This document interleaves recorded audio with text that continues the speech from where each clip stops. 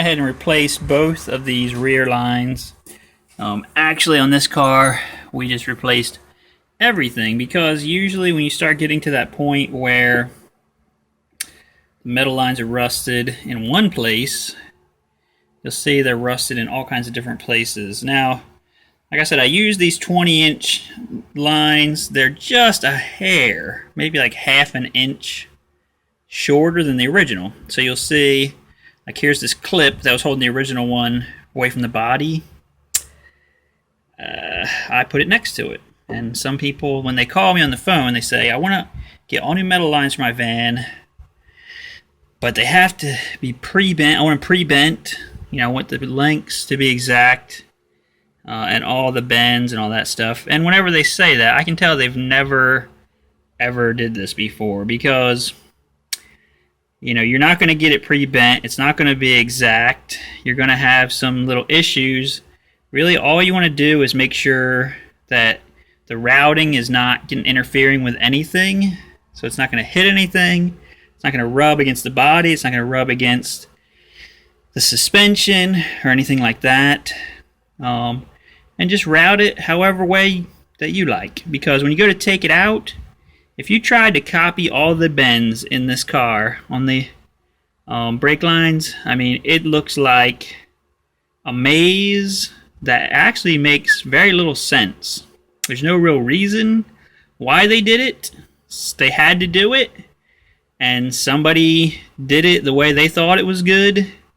Now it's your turn. Now you can do whatever you like, as long as it's not going to hit up against, you know, the shift mechanism, the brake cable, stuff like that, then it's fine. And then I just tie wrap it every so often to keep it from flopping around, hitting the body, hitting this, hitting that. I mean, this one, it's so tight here, it's never going to do anything. Okay, so, like, what I like to say is, don't panic. That's rule number one. And then number two, it does not have to be perfect. We're talking about a Vanagon. Okay? And so just put it in perspective that way. I know there's these show-winning ones that supposedly win shows and whatnot. I will tell you a secret. They're not looking at brake lines underneath of the car. No one is ever going to see it. As long as it works and it's not hurting anything, it's not dangling down, no one is ever going to look at it again except for you. So unless you are Michelangelo and you have to say, because I can see it, that's why it matters, just do not sweat the small stuff. Okay, don't sweat the small stuff. So when you're looking at your old lines, here is the one I took out of here. I mean, you can see if it looks like a piece of thread that is unraveling, you can kind of see the rust things going on here. That is definite warning sign. Any one of these little pits here, all they have to do is be just a little bit deep enough so when you stomp on the brakes, it blows out that one little tiny spot. I mean, you look at this line, like 99% of it, or well, maybe not that much, but 90% of it is fine. There's just a little piece here on the end.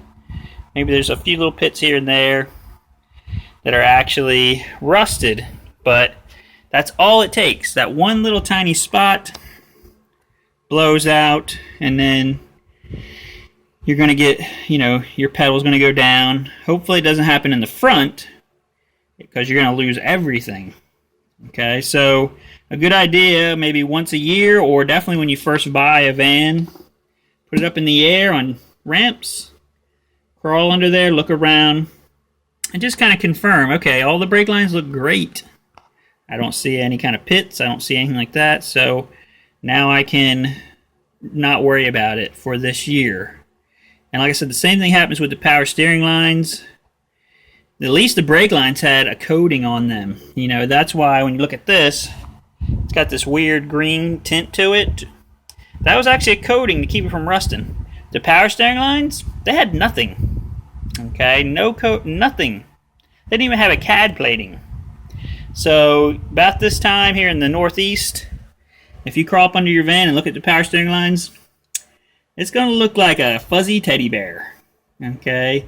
And I know that can give you a warm, happy feeling inside, but it's not really going to help you when your power steering line pops out there somewhere. So if you need some power steering lines, we have a nice kit for that on our website. It's $225 and it replaces the lines with high pressure hydraulic hose, and it works really well. So I can show you kind of a picture of it here from this side. Okay, a little bit. This thing's in the way. You can kind of see the end of it's hiding down there. But you know, you're replacing the line with some high pressure hose, and that will definitely take care of that problem. So that's all I got to say about brake metal lines. I would inspect them, and then, you know, just replace them. And if you need any brake parts while you're doing it, of course, please feel free to call on us at Vanagon. And you can go to our website, www.vanagon.com. We'll be glad to help you out with all your Volkswagen Vanagon needs. If you've already bought all your parts from somewhere else and you just want to say thank you, I love you so much for making these videos, you can just give us a donation at PayPal. There's a link on our website. You can click on it, give us a nice $10.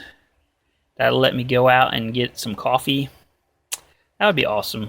You would get a gold star in my book. So thank you for calling back, or thank you for watching this video, and please subscribe.